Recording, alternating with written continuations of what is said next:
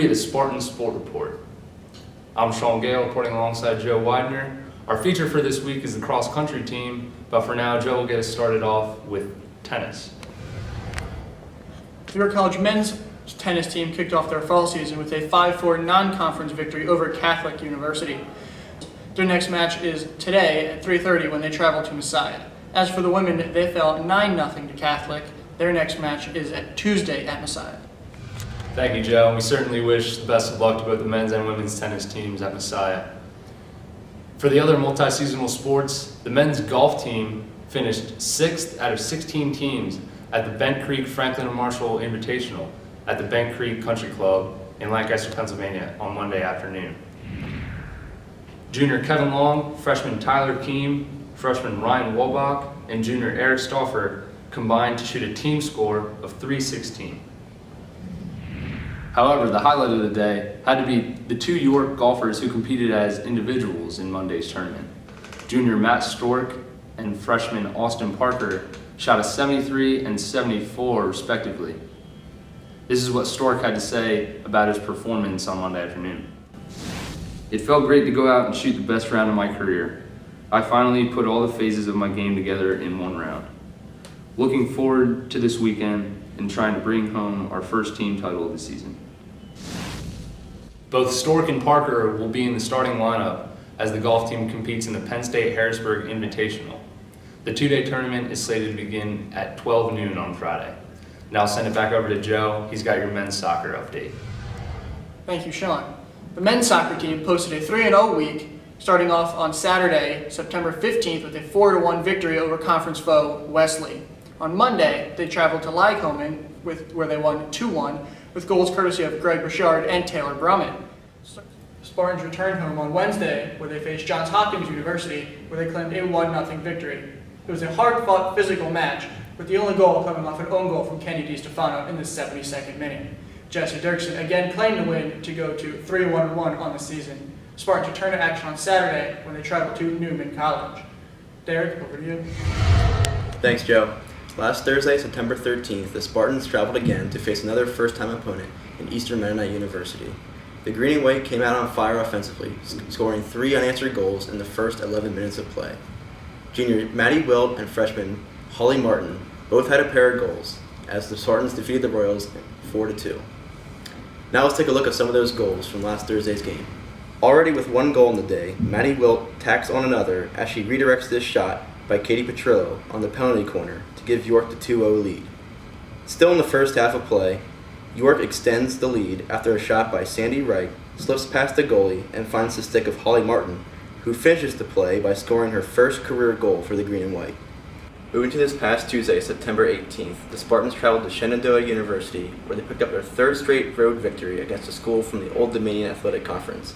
The Spartans are now 4-0 against schools from the ODAC Conference this season. In a game where the Spartans dominated the offensive score sheet, they still found themselves tied at the end of regulation, and a chance to capture the W. York senior captain Jamie Goldkind had this to say about her team's victory. "We came out fired up and ready to play on both ends of the field. We were able to really channel our intensity and support one another, especially when we had our backs against the wall like we did tonight. A win like this is just the kind of boost we need heading into conference play and facing a tough opponent in Mary Washington." The Spartans will face their first CAC opponent of the year as they travel to Mary Washington this Saturday, September 22nd, for a 1 p.m. contest. Now, over to Teresa for volleyball. Thanks, Derek. This week, the Green and White took on Wesley in a CAC conference match. In a much-needed victory, the Spartans won the first 3 sets. In the first game, it was a tough match with a 23-25 win. But in the third game, they won the first. They started off with a 10-3 lead and kept it going. Their next match is in Elizabethtown at the Blue Jays Classic. Now to Kyle with women's soccer. Thanks, Teresa. The women's soccer team took on St. Mary's this past Saturday for their first CAC game of the season.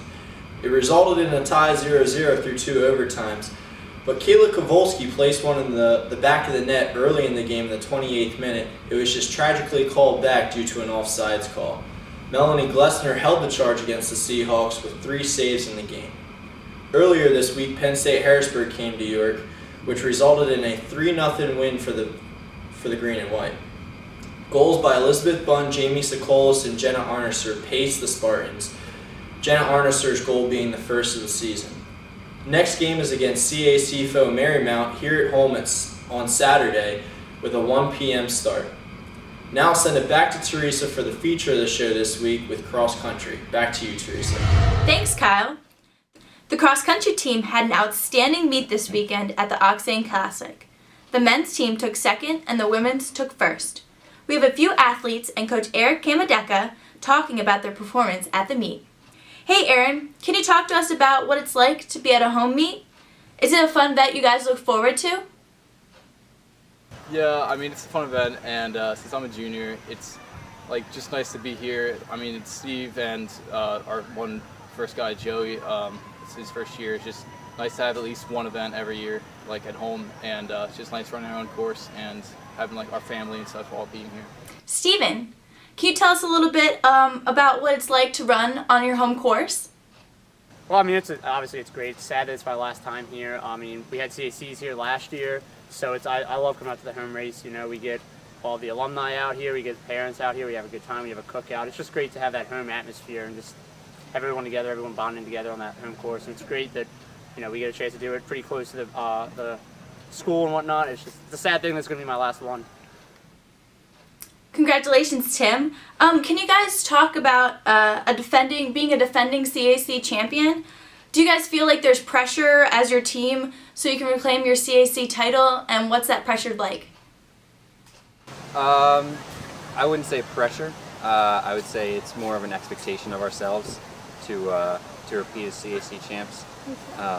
That's one of our goals this year, and another one of our goals this year is obviously finish in the top 10 or higher at the regional meet. And today was just a stepping stone for that. So Nicole, you guys seem pretty close. How does that help you out on the course? We definitely push each other. Like when anybody, if Caroline or somebody's coming up behind me, we're just like, come on, let's go, and it's just such great chemistry, and we're always pushing each other, and that it's not even my team, it's my family. So just having them out there pushing me and pushing all of us just is amazing. Misty, can you give me a couple expectations you have for you and your team? You guys are really running well. Are you where you want to be? I definitely think we're right where we need to be for this year. We did good last year, but we're going to be amazing this year. We've come back even stronger since, and our team's so much more together. Our top 5 has really closed that gap and been working together really well this year. Good. First off, congratulations. Your girls are very toned. Can you tell me about their performance today? The women were just dominant all day today. They did a great job being fast, staying in the group, staying controlled the entire time. And it was just really great to see the success of our women's program. Great. How about the men's performance? Are they where you want them to be, or is there a specific spot you want them to be at?